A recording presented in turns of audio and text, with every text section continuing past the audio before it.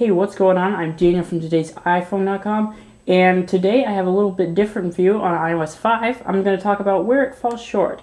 In my opinion, what things could have been made better. And we're going to start off with what I think is the biggest one. So the first thing I'm going to show you is iOS 5 notifications. My phone is locked and I just got an email. So there it is. I can slide to unlock and read it. But let's say I don't want to do that. Let's say I decide to just slide to unlock normally and go about my day and check my Twitter or something. It'll still be in my notifications up here. There you can see it right there. But if I lock my phone, it is no longer in there, which is frustrating. I believe in my mind it should be there until you read it, just like how it is up here.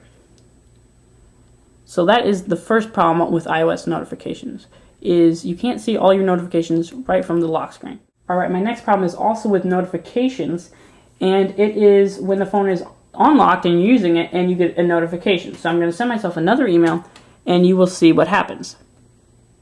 Sending, It's going to pop up here and I'm not going to be able to access the controls on the top of Facebook. There it goes. You can see it and I can't get to those access. Now this will go away in a second, or I could click on it and respond to the email. So there it goes. Not that big a deal, you think, but I think they could have done better. I think just like when you're on a call and a whole screen moves downward, I think that would have been a much way of doing it. So you could still have full access to your app, if you're playing a game or something, and you could also respond to the email if you wanted to. Another thing I would like to see changed is I would like to see some kind of controls up here. So in this widget area, I would like to see, like a widget so I could turn off my Wi-Fi or turn it on.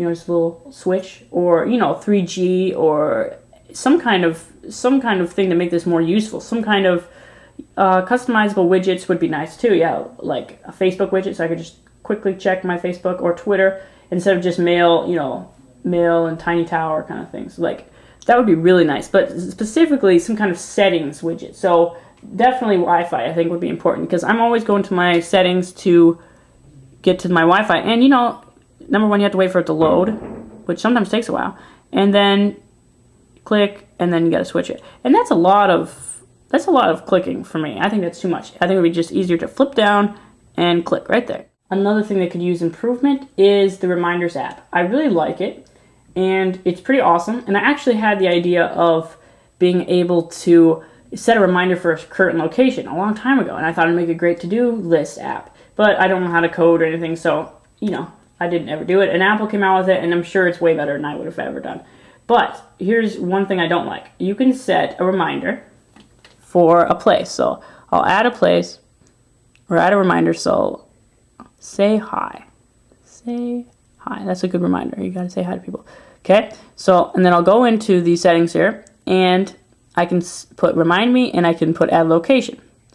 And I can use my current location, or I can use a location of contact. So if, let's say, I have the address of my sister in her phone, or in my phone's contact list, I can add that also.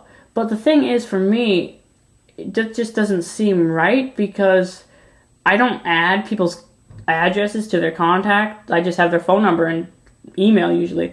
And it's kind of weird. You don't walk up to someone that you just met and you see their you get their phone number and stuff, and then you're like, oh, also, can I have your address? That's kind of creepy, So you can get your current location or the address of someone on your contact list, but you can't just type in an address, which I think is, kind of silly. I think you should be able to type in someone's address and then, remind you at a certain location, like Walmart.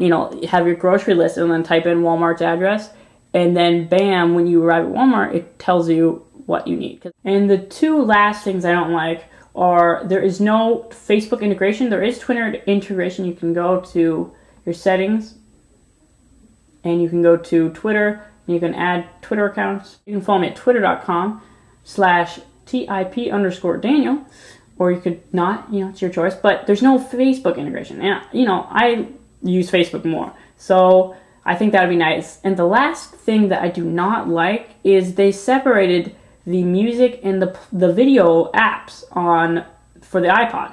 It used to be that there was an iPod app here, and they changed it. Now, I think iPod Touches are this way. They've been separated the entire time. But now I have my video player app in a folder over here, which is weird, I think, because they should be in one app. I don't need any more apps on my screen. I would like them to be together. So I'm Daniel from today's iPhone.com, and these are the places where I think iOS 5 falls short. You can hit me up on Twitter, like I said, and you could tell me where you think it falls short, tell me what you're excited about. You can comment in the sections below. I'm probably not going to read them, so just hit me up on Twitter. But I'm Daniel. Go to the site, today's iPhone.com. You'll love it.